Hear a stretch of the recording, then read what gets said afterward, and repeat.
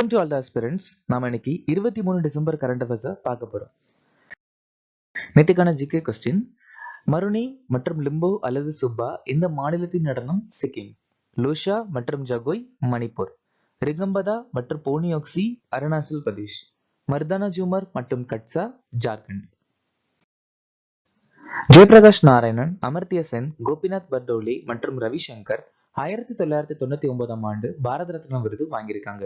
சைத்தன்ய மகாபிரபுவ கௌரங்கா மற்றும் விஸ்வம்பர்னு சொல்லுவாங்க. பக்தி இயக்கத்துல முதல் முறையா கீர்த்தனைகளை அறிமுகப்படுத்தினது சைத்தன்ய மகாபிரபு. அவசர நிலையின் போது அடிப்படை உரிமைகள் இடைநிறுத்தத்தை ஜெர்மனி நாட்டில இருந்து நாம் எடுத்துக்கிட்டோம். 7வது ஐந்தாண்டு திட்டம் 1985 இருந்து 90 வரைக்கும் நிலுவையில் இருந்துச்சு. பகுதி 20 அரசியலமைப்பு திருத்தத்தை சொல்லியிருக்காங்க. சுவார் எழுச்சி 1767 இருந்து 1802 வரைக்கும் துர்ஜன் சிங் தலைமையில நடந்துச்சு. லேசர் பிரிண்டரை உருவாக்கினது கேரி ஸ்டார்க். ஸ்கேனரை உருவாக்கினது ருடால்ஃப் ஹெல்.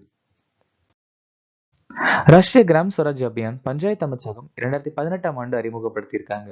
சௌபாகிய யோஜனா மின் அமைச்சகம் 2017. PM உஜ்வாலா யோஜனா பெட்ரோலிய அமைச்சகம் 2016. ஸ்டாண்ட் அப் இந்தியா நிதி மற்றும் சமூக நீதி அமைச்சகம் 2016.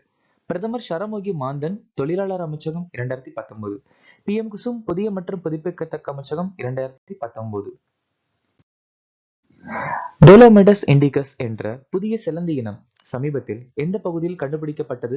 மேற்கு தொடர்ச்சி மலைகள். உள்துறை அமைச்சரின் செயல்திறன் பதக்கத்தை பெற்ற CRPF அதிகாரியார் தினேஷ் கட்டக்.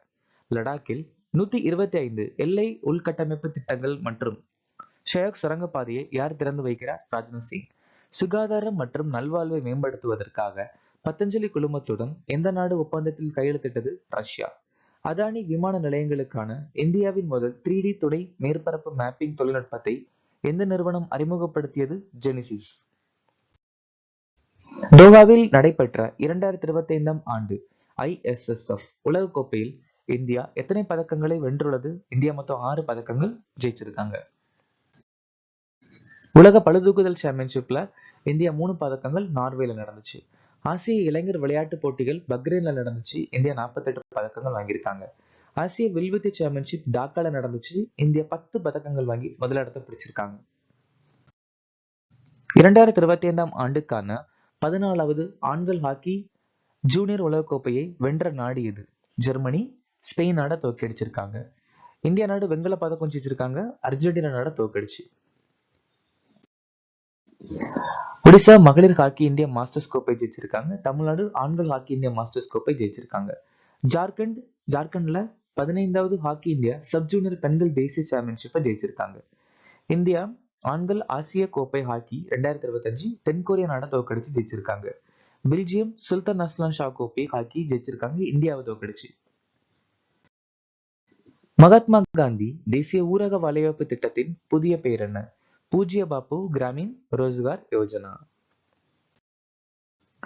தர்பார் மண்டபத்துடைய புது பெயர் கணதந்திர மண்டபம்.